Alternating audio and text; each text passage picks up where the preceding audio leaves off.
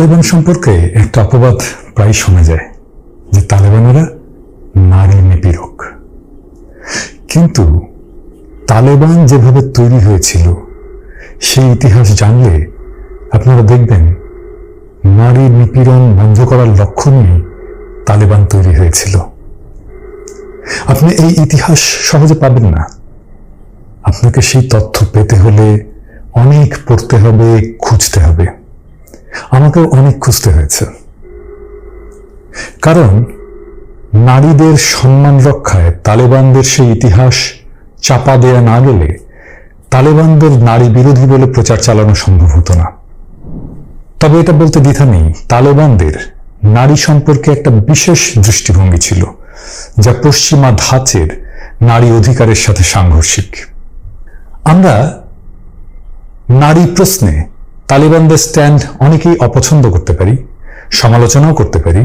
আমারও সমালোচনা আছে, কিন্তু সেই জন্যে অ্যান্টি তালেবান ন্যারেটিভ তৈরির জন্য ইতিহাস চাপা দেওয়ার দরকার নেই। তালেবান সম্পর্কে এটা বলা হয় তালেবান আইএসআই এর তৈরি, কেউ বলেন সিআইএ এর তৈরি। এই কথাটাও সর্বাংশে সত্য নয়। তালেবান তৈরি হয়েছিল স্থানীয় প্রতিরোধ আন্দোলন হিসেবে, ঠিক যেভাবে সোভিয়েত তৈরি হয়েছিল, যারা সোভিয়েত বিপ্লব করেছিল। আমাদের মুক্তিযুদ্ধের সময় সংগ্রাম কমিটি তৈরি হয়েছিল এলাকায় এলাকায়, ঠিক সেইভাবে তালেবান তৈরির সময়ে কোনো ভিন্ন রাষ্ট্রের, কোনো গোয়েন্দা সংস্থার সংশ্লিষ্টতার গল্প ইতিহাস সমর্থন করে না। আজকেই দেখুন না, তালেবানকে লেজিটিমেট পলিটিক্যাল ফোর্স হিসেবে জাতিসংঘ পর্যন্ত স্বীকৃতি দিয়েছে। আপনাদের অনেকেরই তাদের রাজনৈতিক দর্শন, রাজনৈতিক লক্ষ্য পছন্দ নাও হতে পারে, অনেক সমালোচনাও থাকতে পারে, আমার নিজেরও আছে। কিন্তু জাতিসংঘ যাদের একটা লেজিটিমেট পলিটিক্যাল ফোর্স হিসেবে স্বীকৃতি দিয়ে আফগানিস্তানের সরকার গঠন করতে বলেছে, তাদের উত্থানের কাহিনী নির্মোহভাবে জানাটা একাডেমিক কারণেও গুরুত্বপূর্ণ। তালেবান সংগঠন তৈরির সময়ের ইতিহাস আপনি পাবেন জেমস ফার্গুসনের লেখা Taliban the true story of the world's most feared guerrilla fighters বইয়ে। আমি সেই বই থেকেই তালেবান বাহিনী গঠনের সেই ইতিহাস জানাবো, যা আপনি অন্য কোথাও সহজে খুঁজে পাবেন না। 1992 সোভিয়েত সমর্থিত নজিবুল্লাহ সরকারের পতনের পর 4 বছর ধরে আফগানিস্তানে চলে এক ভয়াবহ অরাজকতা। কোনো শাসন নেই, আইন নেই, বিচার নেই। এক একদিকে এক এক ওয়ারলর্ড, যুদ্ধবাজেরা তার এলাকা নিয়ন্ত্রণ করছে। চাঁদাবাজি হচ্ছে, ডাকাতি হচ্ছে, খুন হচ্ছে, ধর্ষণ চলছে। এই ওয়ারলর্ডরা কেউ সাবেক মুজাহিদিন, কেউ সাবেক নজিবুল্লাহ সরকারের সামরিক অফিসার, কেউ বা নিছকই দুর্বৃত্ত ডাকাত। এই প্রেক্ষাপটে আমাদের গল্পের শুরু, যখন আফগানিস্তানের রাস্তায় রাস্তায় এই দস্যুদের চেকপোস্ট। তারা চাঁদা তোলে সবার কাছে, জুলুম করে। চাঁদা দিতে রাজি না হলে তাদেরকে পেটানো হয়, খুন করা হয়, অপহরণ করা হয়। চাঁদা দিতে দিতে নিঃস্ব হয়ে যায় ব্যবসায়ীরা। ঠিক যেভাবে আমাদের ট্রাক গ্রাম থেকে ফসল নিয়ে চাঁদা দিতে দিতে ঢাকায় আসে, ঠিক সেভাবে পণ্যের দামের কয়েক গুণ বেশি অর্থ দস্যুদের চাঁদা দিতেই চলে যায়। একটা দুইটা নয়, শত শত চেকপোস্টে তোলা হতো চাঁদা। যার অস্ত্র আছে সে একটা চেকপোস্ট বসিয়ে ফেলে। উদাহরণ হিসেবে বলছি, কান্দাহার থেকে পাকিস্তানের বর্ডার ছিল 65 মাইল দূরে, আর এই 65 মাইলের মধ্যে চেকপোস্ট, চাঁদা তোলার চেকপোস্ট ছিল 50টা। কান্দাহারে ছিল সবচেয়ে কুখ্যাত ডাকাত, তার চেকপোস্ট, তার নাম সালে। নামটা চমৎকার, কিন্তু কামে ততখানি শয়তান। সেই সবচেয়ে বেশি চেকপোস্ট বসিয়েছিল। সে শুধু চাঁদাই তুলত না, যে নারীকে পছন্দ হতো তাকেই তুলে নিয়ে যেত। প্রাণে অবশ্য মারত না, কিন্তু আটকে রেখে ভালা করে তাদের সম্ভ্রম হানি করত এই শয়তানেরা। কিন্তু 2 হতভাগ্য তরুণী প্রাণে বাঁচেনি। হেরাত থেকে কান্দাহার আসার পথে সালের বাহিনীর হাতে তারা পড়ে। তাদের নরপশুরা দলবদ্ধভাবে ধর্ষণ করে ক্ষান্ত হয় না, তাদের পিটাতে পিটাতে হত্যা করে। তারপরেও তারা ক্ষান্ত হয় না। এই নারীদের উলঙ্গ মৃতদেহ চেকপোস্টের পাশে ফেলে রাখে। খোদা তাআলার কাছে ফরিয়াদ জানানো ছাড়া দরিদ্র প্রতিরোধহীন গ্রামবাসীর এই নির্মমতা দেখেও কিছুই করার ছিল না। এর কয়েকদিন পরেই কান্দাহার শহরে আর এক যুদ্ধ শুরু হয় 3 যুদ্ধবাজের মধ্যে। একজনের নাম ওস্তাদ আব্দুল হালিম, একজনের নাম হাজি আহমেদ, আর একজনের নাম মোল্লা নকিব। এই 3 ওয়ারলর্ড 5 দিন ধরে যুদ্ধ চালায় কান্দাহারে।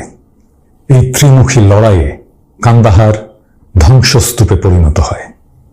রাস্তায় রাস্তায় মরদেহ, সারা শহর জুড়ে জ্বলছে আগুন আর উঠছে ধোঁয়া। 6ষ্ঠ দিন ছিল শুক্রবার। জুম্মার নামাজের পরে কান্দাহারের বাসিন্দারা এই সহিংসতার বিরুদ্ধে একটা গণমিছিল শুরু করে। হঠাৎ এই মিছিলের সামনে উদ্যত ট্যাঙ্ক নিয়ে এসে দাঁড়ায় এক সাবেক মুজাহিদিন, তার নাম বারু। হেন অপরাধ নেই যা এই বারু করত না। সে লুট করত, ধর্ষণ করত, চাঁদাবাজি করত আর খুনের মহোৎসব চালাত। কোনো উস্কানি ছাড়াই বারু সেই মিছিলে ট্যাঙ্ক থেকে ফায়ার করে।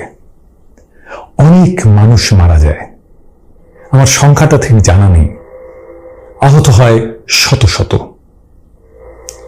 কান্দাহার গভীর শোকের চাদরে মুড়ে থাকে আর সৃষ্টিকর্তার কাছে ফরিয়াদ জানাতে থাকে। কিন্তু সেদিন আর এক সাবেক মুজাহিদিন, তার চোখে ঘুম নেই। তার নাম মোল্লা আব্দুস সালাম জাইফ। মৌলানা জাইফ সোভিয়েতরা চলে যাবার পরে অস্ত্র ত্যাগ করে নিজের গ্রামে একটা মসজিদে ইমামতি করতেন আর একটা মাদ্রাসা চালাতেন ছোটখাটো।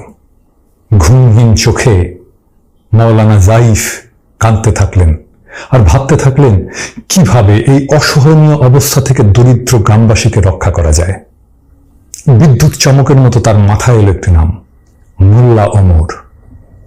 আর এক সাবেক মুজাহিদিন, যার সাথে থেকে কাঁধে কাঁধ রেখে লড়াই করেছেন মোল্লা জাইফ সোভিয়েতদের বিরুদ্ধে। সোভিয়েতদের বিরুদ্ধে যুদ্ধের সময়ে দুজনেই মিগের বোমাবর্ষণে আহত হয়েছিলেন। মোল্লা ওমর সেই যুদ্ধে একটা চোখ হারিয়ে যুদ্ধের পরে কান্দাহারের 25 মাইল দূরে সাঙ্গিসারে একটা মাদ্রাসা চালান। মোল্লা জাইফ অস্থির হয়ে মোল্লা ওমরের সাথে দেখা করতে যান পরদিন।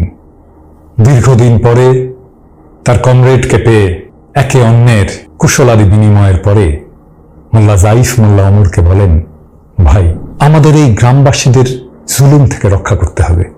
এই দুর্দশা সহ্য করা সম্ভব না। মোল্লা জাইফ বলেন মোল্লা ওমরকে, এই কাজের নেতৃত্ব আপনাকেই দিতে হবে ভাই। মোল্লা ওমর কিছুটা দ্বিধান্বিত ছিলেন, কারণ তার প্রিয়তমা স্ত্রী কিছুদিন আগেই এক পুত্র সন্তানের জন্ম দিয়েছেন। তবুও মোল্লা ওমর কিছু সময় পরে সম্মতি দেন।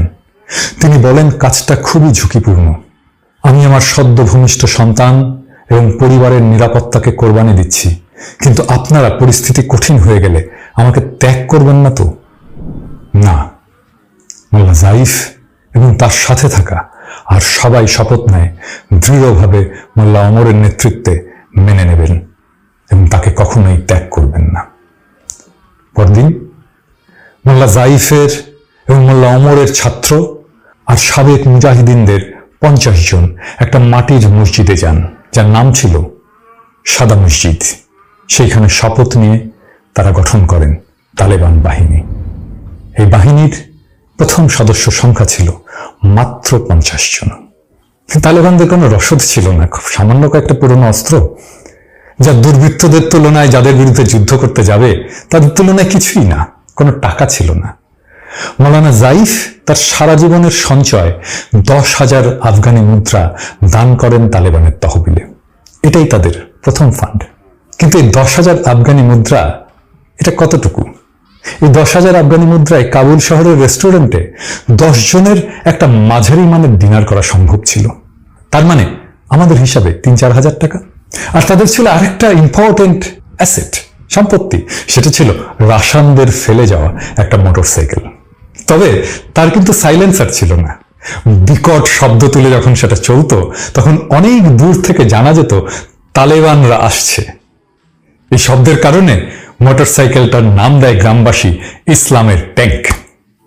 এই ট্যাঙ্কি যখন চলতো, গ্রামবাসীদের মনে আনন্দের আর খুশির বন্যা বয়ে যেত। তালেবানরা প্রথম যে দুর্বৃত্তদের চেকপোস্টে হামলা চালায়, সেও ছিল এক মুজাহিদিন কমান্ডার দারু খান। দারু খান আর তার বাহিনী কোনো প্রতিরোধের চেষ্টা না করেই অস্ত্র ফেলে পালিয়ে যায়। সেই অস্ত্র দখলে আসে তালেবানদের। এরপর একে একে তারা হামলা চালায় 3টা চেকপোস্টে। একটা চেকপোস্টের মালিক ছিল ইয়াকুত, একটা চেকপোস্টের মালিক ছিল বিসমিল্লাহ, এবং আর একটা চেকপোস্টের মালিক ছিল পীর মোহাম্মদ। এই 3টা চেকপোস্টেই তালেবানদের বীরত্বের সামনে কেউই টিকতে পারে না। এরপরে তালেবানে শত শত যুবক এসে ভর্তি হতে শুরু করে। এইবার তালেবানদের সামনে সেই কঠিন অপারেশন। তারা হামলা করে সেই শয়তান সালের চেকপোস্টে। মনে আছে নিশ্চয়ই সেই সালে, যার বাহিনী 2 আফগান তরুণীকে দলবদ্ধভাবে ধর্ষণ করে হত্যা করে উলঙ্গ অবস্থায় ফেলে রেখেছিল। তালেবানরা আক্রমণ করে সালের চেকপোস্টে। তারা প্রতিরোধ করার চেষ্টা করে, কিন্তু তালেবানদের বীরত্বের সামনে সালে বাহিনী পরাজিত হয়। বাকিরা পালিয়ে যায়। সালে ধরা পড়ে তালেবানদের হাতে। তালেবানরা দেখে তার পকেটে কাঁড়ি কাঁড়ি টাকা। তালেবানরা সালেকে ফাঁসিতে ঝুলায় এবং তার মুখে সেই পাপের টাকা ঢুকিয়ে দেয়। মুখের মধ্যে টাকা ঢুকিয়ে দেওয়াটা তালেবানদের সিগনেচার অ্যাক্ট হয়ে দাঁড়ায়। তারপরের ইতিহাস আমরা জানি। আপনি যদি এই দরিদ্র আফগান গ্রামবাসী হতেন, আপনার বাবাকে যদি ট্যাঙ্কের গোলায় উড়িয়ে দেওয়া হতো জুম্মার নামাজের পরে প্রতিবাদ জানানোর জন্য, আর আপনার বোনেরা যদি দুর্বৃত্তদের হাতে দিনের পর দিন নিগৃহীত হতো, আপনি তাহলে কি করতেন?